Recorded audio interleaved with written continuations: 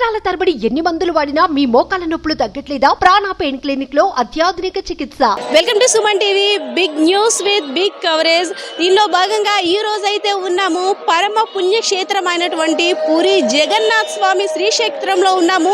భక్తులంతా కూడా రథయాత్రని కన్నుల పండుగ వీక్షించేందుకు వేలాదిగా తరలి వస్తున్నారు. సో ఇందులో భాగంగా కొంతమంది భక్తులు స్వామి వారిని దర్శించేందుకు బార్లు తీరుతున్నారు. కొంతమంది స్వామిని దర్శించి తనివి తీరా దర్శించి బయటకు వస్తున్నారు కూడా. సో కొంతమంది భక్తులతో అయితే మాట్లాడే ప్రయత్నం చేద్దాం. విజయవాడ నుండి వచ్చారు శ్రీ హరికృష్ణ గోవింద బృందం దగ్గర నుండి. సార్ ఎక్కడి నుండి వచ్చారు సార్ మీరు? మేము విజయవాడ హరే కృష్ణ గోకుల క్షేత్రం అక్షయపాత్ర ఫౌండేషన్ నుంచి వచ్చామన్నమాట. సార్ అంటే పూరి జగన్నాథ స్వామి గురించి అంటే కృష్ణ పరమాత్ముడు ఇంకా బ్రతికి ఉన్నారు అనే నమ్మే ప్రదేశంగా భావిస్తుంటారు. ఇంకా ఇక్కడ జన్మించే ఉన్నారు శ్రీకృష్ణ పరమాత్ముడు. సో పూరి జగన్నాథ స్వామి గారి గురించి చెప్పమంటే ఏమని చెప్తారు?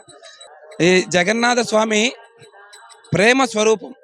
అంటే జగన్నాథ్ పురికి ఎవరైనా జగన్నాథ్ స్వామి దగ్గరికి వస్తే హైయెస్ట్ పురుషార్థం ఏంటంటే పంచమ పురుషార్థం అంటే భగవంతుణ్ణి ప్రేమించడం. ఆ భగవంతుణ్ణి ప్రేమించడం అనేది ఆ కృప అనేది జగన్నాథుడు అందరికీ ప్రపంచంలో ఉండే ప్రతి ఒక్కరికి కుల మత విశేషం ఏమి లేకుండా అందరికీ ఇచ్చేస్తాడనమాట. ఎవరైనా వచ్చి దర్శనం చేసుకోవచ్చు. దర్శనం చేసుకునే వాళ్ళకి అందరికీ భగవంతుడు భక్తి అనేది వస్తుందన్నమాట. అంత పుణ్యక్షేత్రం ఇక్కడ 500 సంవత్సరాల క్రితం చైతన్య మహాప్రభు వచ్చి ఈ పుణ్యక్షేత్రం విశేషాల గురించి కృష్ణుడే స్వయంగా వచ్చి ఈ జగన్నాథ రథయాత్రలో పాల్గొని ఈ క్షేత్రం ఒక విశేషాలని ప్రపంచం అంతా చాటజట్టు శీల ప్రభుపాద రూపంలో ప్రభుత్వం అంతా చాటించారన్నమాట. అది చూస్తున్నాము. జన సంద్రోహం అనే విధంగా ఉంది. ఎక్కడెక్కడి నుండో సుదూర ప్రాంతాల నుండి వేరే దేశాల నుండి కూడా తరలి వచ్చి అయ్యవారి దర్శనం చేసుకుంటున్నారు, స్వామివారి దర్శనం చేసుకుంటున్నారు. సో రథయాత్ర కోసం స్పెషల్ గా ప్లాన్ చేసుకొని మరి రథయాత్రని వీక్షించేందుకు ఈ రోజు ఇక్కడంతా కూడా భక్తులంతా ప్లాన్ చేస్తారు. రథయాత్ర గురించి అంటే మీకు తెలిసిన విషయాలు కొన్ని మాతో షేర్ చేసుకుంటారు. ఈ రథయాత్ర అనేది ఒక ప్రత్యేకమైన భగవంతుడు లీల. భగవంతుడు బృందావనం నుంచి 11 వయసులో మథురాకి వెళ్ళిపోయారు. అక్కడి నుంచి ద్వారకాకి వెళ్ళిపోయారు. తర్వాత బృందావనంలో ఉండే గోపికలని దర్శించుకోలేదన్న గోపికలకి విరహంతో ఉన్నారు.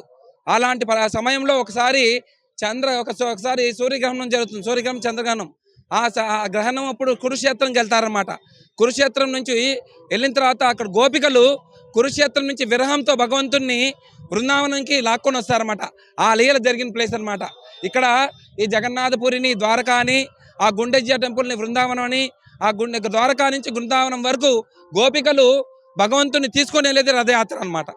అంటే యాక్చువల్లీ సినిమాల్లో చూస్తుంటాము ఆ రత్న భండాగారం, నిధులు, సర్పాలతో నాగబంధం అనేవి.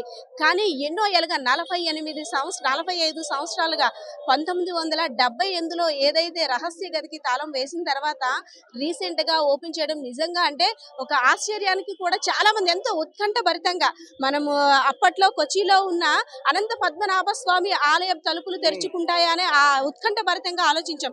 కానీ ఇప్పుడు మన శ్రీక్షేత్రమైన పూరిలోని రత్న భాండాగారం తెరుచుకుంటున్నాయి, రహస్య గదిలో ఉన్న నిధి నిక్షేపాలను చూడొచ్చు అని చాలా ఆశగా ఎదురు చూస్తున్నాం. సో దీని గురించి ఏమంటారు? సో భగవంతుడు ఆయన ఈశావాసమిదం సర్వం. ప్రపంచంలో ఉండే విశ్వాల్లో ఉండే ఆస్తులన్నీ ఆయనవే. ఇక్కడ మనము నిధిలో పెట్టిన ఆస్తి చాలా తక్కువ ఆయనది. మొత్తం ప్రపంచం అంతా ఆయనదే. కానీ ఆ రోజుల్లో వాళ్ళు మంత్రాలకు శక్తులు లేవంటారు. కానీ మంత్రశక్తులతో ఆ గోపురంలో ఆ గదుల్ని క్లోజ్ చేసి అక్కడికి ఎవరు వెళ్ళలేకుండా మంత్రశక్తులతో చేశారన్నమాట. అది విశేషము. ఇది భగవంతుడు ఆయనకి అవసరమైనప్పుడు ఈ లీలని ప్రదర్శిస్తాడు. అది ఇప్పుడు మనం ఇంతకుముందు అనంత పద్మనాభ స్వామిలో తెలిసాము, ఇప్పుడు పూరిలో చూస్తున్నాము. సో అట్లాంటి బండాగారులు చాలా ఉన్నాయి ఇక్కడ. అవి సులువుగా బయటకు వస్తాయన్నమాట కలియుగం వెళ్ళే కొద్దీ.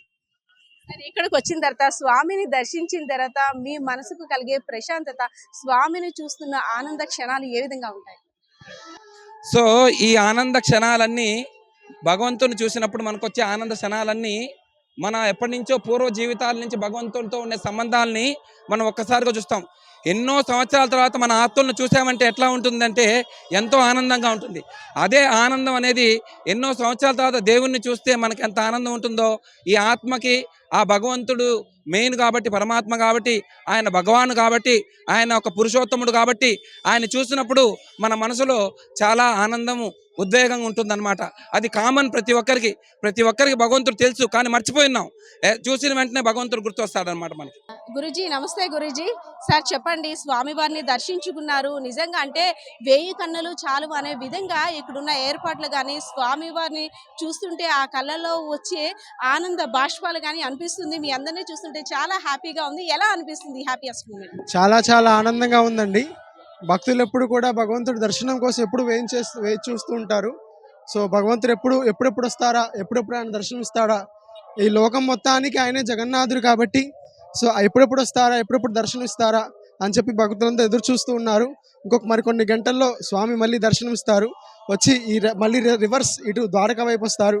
వచ్చి స్వామి దర్శనం అందరికీ అందిస్తారు. ఏడు కూడా ఇలానే అందరూ కూడా అంటే ఇంత భక్తి పారవస్యంతో స్వామివారిని దర్శించుకుంటారా? ప్రతి ఏడు ఇంతే? అవునండి, ఇంకా చాలా రెట్లు ఇంకా పెరుగుతూ వస్తూ ఉంటారు.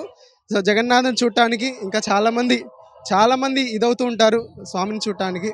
సో వ్యూవర్స్ చూశారు కదా, జగన్నాథ స్వామి లీలలు చెప్తుంటే తనివి తీరదు అనే విధంగా ఉన్నారు. ఎక్కడెక్కడ నుండో వచ్చిన భక్తులు అందరూ కూడా స్వామి వారిని చూసేందుకు బార్లు తీరుతున్నారు. మరి కొద్దిసేపట్లో రథయాత్ర కూడా ప్రారంభం కానుంది. రథాలు కూడా ఇంకా స్టార్ట్ అవనున్నాయి. సో 1000 కన్నుల పండుగగా జరిగే యాత్రను వీక్షించేందుకు భక్తులందరూ కూడా వెయిట్ చేస్తున్న పరిస్థితి ఇక్కడ కనిపిస్తుంది. కెమెరా పర్సన్ శ్రీనివాస్తో పద్మ, సుమన్ టీవీ, పూరి. హరే కృష్ణ కృష్ణ కృష్ణ హరే హరే, హరే రామ రామ రామ హరే హరే, హరే కృష్ణ కృష్ణ కృష్ణ హరే హరే, హరే రామ రామ రామ హరే హరే, హరే కృష్ణ